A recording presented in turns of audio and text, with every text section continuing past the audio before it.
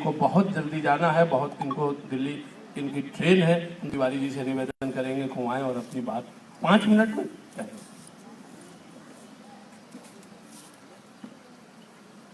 हमारे परम आदरणीय गांधी की प्रतिमूर्ति अगर इस समय हिंदुस्तान में किसी को कहा जा सकता है तो हमारे भाई अमरनाथ भाई हैं।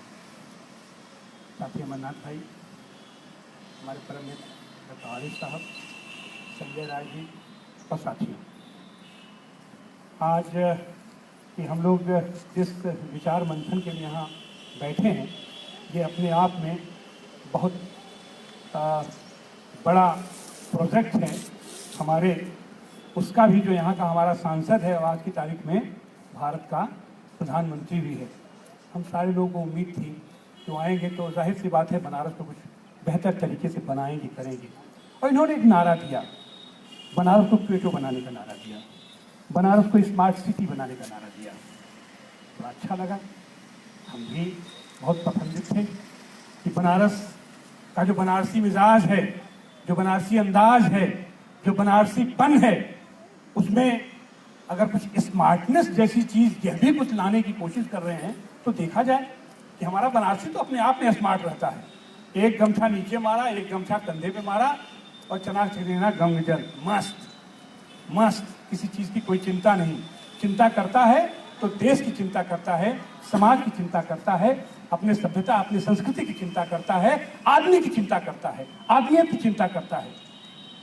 लेकिन हुआ क्या, पिछले 4 सालों में हम लोगों ने देखा कि क्वेटो तो नहीं समझ में आया, क्वेटो तो नहीं समझ में आया। हाँ, कुछ चीज़ें समझ में आ रही हैं कि ये स्वदेशी भारत का नारा देने वाले लोग चाइनीज झालर से कुछ खंभों को सजा करके रोशनी कर दी गई है जो रात में हो जाती है, और कुछ पानी की टंकियां जो पेयजल सप्लाई के लिए बनाई गई थी, जिनसे आज तक एक बूंद पानी सप्लाई नहीं हुआ, क्योंकि जिस दिन उसका टेस्ट किया गया झरने के तरीके से बह रही थी। उन टंकियों को भी सजा दिया गया, उस पर फूल पत्ती और तरह तरह के फूल लगा दिए गए। बाबतपुर से एक शहर के अंदर सड़क प्रवेश करती है, उसको बनाने की कोशिश की गई, बनाया जा रहा है उसको। और उसको बनाने के लिए किया क्या गया कि हमारे जितने देशज पेड़ थे, महुआ, आम, पीपल, नीम, बरगद, ये सारे पेड़ों को काट दिया गया। वो पेड़ हम बनारसी लोग इसलिए लगाए थे कि उन पेड़ों से हम फल भी खाते थे, और उससे ज़्यादा चीज़ ये थी कि हम वो शुद्ध हवा के लिए हम उन पेड़ों का इस्तेमाल करते थे। बनारस कभी कानन हुआ करता था यहाँ तमाम जल स्रोत, नदियाँ, पोखरे, तालाब, ये सारी चीज़ें थी और तमाम पेड़ों से आच्छादित हुआ करता था हमारा बनारस। और आज की तारीख में बनारस क्या है, जब इनका ये क्या कहते हैं कि जब इनका स्मार्ट सिटी अभियान जब चलना शुरू हुआ तो इनके स्मार्ट सिटी का सबसे पहला जो शिकार बना वो हमारे पेड़ उसके शिकार बने। हम लोगों जैसे कुछ उत्साहित लोग थे कि बनारस में ये हुआ कि अब कितना जूझा जाए, कितना लड़ा जाए, बहुत किया गया। तो ये खास करके मलदहिया से लेकर के नगर निगम तक सड़क पर जितने पेड़ लगे थे, हमारे साथी जा जाके उसको रक्षा बांधे, रक्षा समझ, कलावा रक्षा बांधे, राखी उनको बांधी गई, जहां तहां हम लोग चिपक करके। तो आज की तारीख में बनारस में इन लोगों ने भी इतना तो सम्मान किया हम लोगों का कि जिन जिन पेड़ों से हम लोग चिपक करके इनको रोके थे, उन पेड़ों को इन लोगों ने नहीं काटा। आज की तारीख में बनारस में केवल और केवल वही 4, 6, 10 पेड़ बचे हैं जो कि धीरे धीरे पौधा होते जा रहे हैं। वो भी भाई पूरे बनारस का प्रदूषण अब तो उन्हीं पेड़ों को झेलना है। तो आज की तारीख में वो हमारे पेड़ पौधा होते जा रहे हैं, लेकिन हैं, बचे हुए हैं। और इन लोगों ने क्या किया स्मार्ट सिटी के नाम पर, क्या किया, तो खूबसूरती खूब कर रहे हैं। बाबतपुर से यहाँ तक आप देखिए तो गुजरात से खजूर का पेड़ ला करके और यहाँ सब लगा 75 हजार के हैं एक पेड़ों, और वहाँ लाके लगाया जाता है और हफ्ता 10 दिन के बाद फिर वो पेड़ गिर जाता है, फिर बजट बनता होगा, फिर बिल बनता होगा। माने ये स्मार्टनेस हो रही है।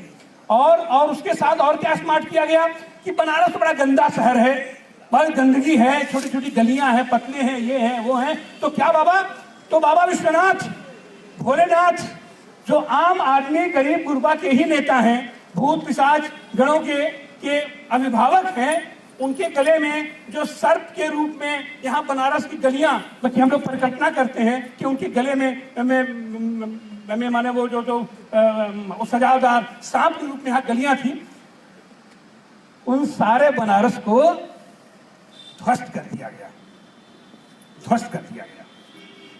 और वह ध्वस्त भी किया जाता अगर तुम शुरू में यह कह देते कि हम बनारस को ध्वस्त करने जा रहे हैं, तो इतना सब बिल बाउचर, इतना गधा घोड़ा खच्चर इकट्ठा करने की क्या जरूरत थी? एक तो बम फ्लूम से डालते, सब बनारस आपका ध्वस्त हो जाता, सब खत्म हो जाता सीधा सीधा। लेकिन नहीं राज करते तब मोदी को सफैया हो जाता, पूरा राज करते एक बम पटक। लेकिन नहीं साहब, उनको तो सरकार राजस्व के कोष से, राजकीय कोष से सब धन भी हड़पना है, और वह धन हड़प के ले कहाँ जाएंगे? लोग कहते हैं ना उनके पास बीवी है, ना बच्चा है, ना वो है, वो किसके लिए भ्रष्टाचार करेंगे, सब कहाँ करेंगे? लेकिन हो तो रहा है। बनारस अपने देश का सारा राजकीय कोष खत्म हो गया। जो रिजर्व कोष रखा जाता है उस पर भी डाका डालने की तैयारी है। तरह तरह से अपने लोगों को वहां बिठा रहे हैं। लेकिन जो भी आदमी वहां बैठेगा, जो भी थोड़ा बहुत जिम्मेदारी का भास करेगा, तो उसको ये तो होगा कि आज नहीं कल, कल नहीं परसों इतिहास तो हमसे पूछेगा कि तुम उस कुर्सी पर थे, तुमने अपनी कलम से भारत की संपदा किसके लिए लुटाई। तो ये इस तरीके का स्मार्ट सिटी की इनकी योजना है। पूरा बनारस ध्वस्त किया जा रहा है जिस किसी को। और उसमें भी क्या तुर्रा ये है कि वहां जाइए देखिए तो छोटे छोटे बोर्ड हर जगह लगे हैं कि इस मंदिर को लोगों ने चुरा लिया था और यह सरकार इस मंदिर को कब्जे से मुक्त करा करके जनता के अवलोकनार्थ रखी है, ये कहा जा रहा है दुनिया के पैमाने पर। और यही बनारस है, यही अस्सी नदी के किनारे केवल एक जगह छोटी सी जगह में 2-3 ट्रैक्टर मूर्तियां बरामद हुई। यह सरकार धर्म का नारा दे करके एक जगह तो तुम मंदिर बनवाने के नाम पर आ रहे हो और बनारस को स्मार्ट सिटी बनाने के नाम पर तुम यहाँ के सारे घरों को तोड़ रहे हो, पूरी बस्ती को तोड़ रहे हो, सारे मंदिरों को तोड़ रहे हो, सारी मूर्तियों को तोड़ रहे हो, सारे विग्रहों को तोड़ रहे हो। भैया अगर यही स्मार्ट सिटी बनाना है तो स्मार्ट सिटी चाहिए कि नहीं चाहिए, आप किसके लिए बनाना चाहते हैं, उससे भी तो आप जरा पूछो एक बार, उससे भी तो एक बार पूछो। उस आपके स्मार्ट सिटी में रहेगा को वो गुजरात से आया हुआ ताड़ का पेड़ रहेगा कि उस स्मार्ट सिटी में आदमियों के लिए भी कोई जगह होगी? उस स्मार्ट सिटी में ये जो मेहनत कश लोग हैं जो अपने हाथ से साड़ी बुनते हैं, अपने हाथ से, बनारस मशहूर था बुनकरी के लिए, बनारस मशहूर था काठ के काम करने वालों के लिए। स्मार्ट सिटी में अगर इनके लिए कोई जगह बनाया जाता, अगर उनके उद्योग धंधों को कुछ बढ़ाने के लिए या उनके उत्पाद को विश्व के पटल पर, विश्व के बाजार में ले जाने के लिए अगर कोई हम तो यही सोचे थे कि शायद स्मार्ट सिटी का मतलब यही होता है।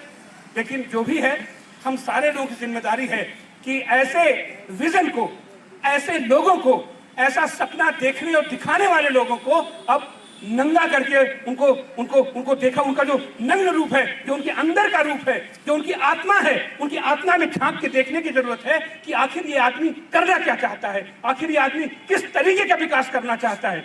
आने वाली चीज तो हो गया, बनारस को धरोहर बनाने की बात थी।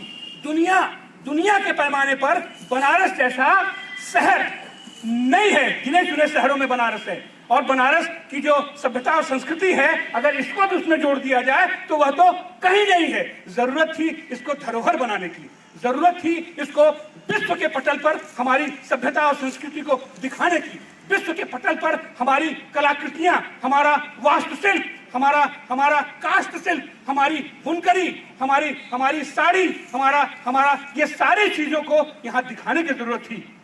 लेकिन उसके लिए तो कुछ नहीं किया जा रहा है। गंगा साफ किया जा रहा है, गंगा सफाई के नाम पर पेयजल के लिए जो टंकियां बनाई गई थी वो तो सप्लाई हुआ ही नहीं। ये हमारे गंगा नदी से निकाल के पंप करके हमें सप्लाई किया जाता है। और उस पंप में पिछले साल आप लोगों ने देखा जून के महीने में गंगा सूख गई थी। जो शुद्ध हमारा ही जलमल लेकर के, खास करके अस्सी नद जिस तरीके से आकर के वहां प्रवेश करता है, वही मल हमारे सामने आ रहा था, जलमल आ रहा था। और उसको भी उसको भी खींच करके ये लोग सप्लाई कर रहे थे हमको पिलाने के लिए। और एक समय ऐसा भी आया कि वह जलमल वाला पानी भी खत्म हो गया। बोतल बंद पानी बिकवा रहे हो 20 रुपया लीटर, कौन कितने लोग पानी पिएंगे। यही हमारा बनारस हुआ करता था। प्याऊ लगते थे यहाँ पर, मुफ्त में वहां बतासा और गुड़ रखा जाता था और लोग जगह जगह अपने घरों के सामने कुंडा रख करके, मिट्टी का बर्तन रख करके और लोगों को पानी पिलाते थे। आज की तारीख में क्या हो रहा है? खट से छोटका वाला बोतल कि बड़का वाला बोतल कि और बड़का बोतल कि और बड़का बोतल में पानी सप्लाई हो रहा है। ये क्या हो रहा है? ये विशुद्ध धंधेबाजी हो रही है। अगर स्मार्ट सिटी का मतलब यह धंधेबाजी है तो हमें विचार करना होगा, क्या हमें ऐसी स्मार्ट सिटी चाहिए? अगर इस स्मार्ट सिटी का मतलब हमारे बस्तियों को उजाड़ना है तो हमें निर्णय करना पड़ेगा, क्या ऐसी स्मार्ट सिटी हमें चाहिए? इन्हीं सारों के बाद हम आप सब लोगों के आभारी हैं कि आप लोगों ने यहाँ हमें मौका मिला और बनारस में तरह तरह के संवाद हो रहे हैं, तरह तरह के संवाद होते रहते हैं। लाखों लाख की भीड़ भी इकट्ठा की जा रही है। सबकी कुर्सियों पर बाकायदे बस्ता, लंच और टिफिन और न जाने क्या क्या रख करके बुलाया जाता है। लेकिन आपने यह जो एक छोटा सा प्रयास किया है, हम तो भाई सराहना करेंगे। ऐसे ऐसे प्रयास जरूरी हैं, ऐसी ऐसी सभाएं जरूरी हैं, ऐसे ऐसे संवाद जरूरी हैं जहां सही माने में हम विश्लेषण कर सकें कि वाकई स्मार्ट सिटी क्या है, देश की जनता को क्या आवश्यकता है, बनारस के लोगों को क्या आवश्यकता है।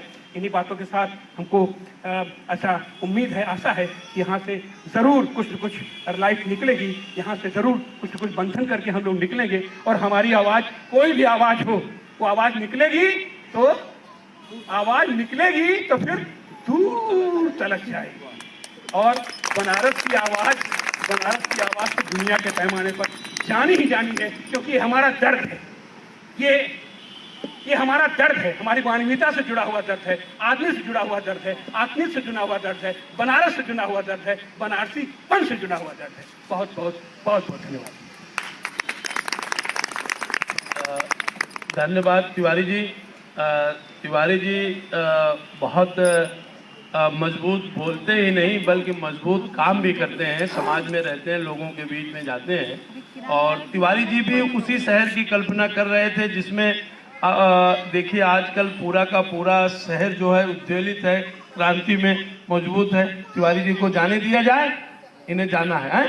बिल्कुल बिल्कुल, देखिए हमारे भाई ने कह दिया तो तिवारी जी को ससम्मान हम लोग तालियों की गड़गड़ाहट के साथ विदा करते हैं और उम्मीद करते हैं कि हमारे बीच में ये आते रहेंगे।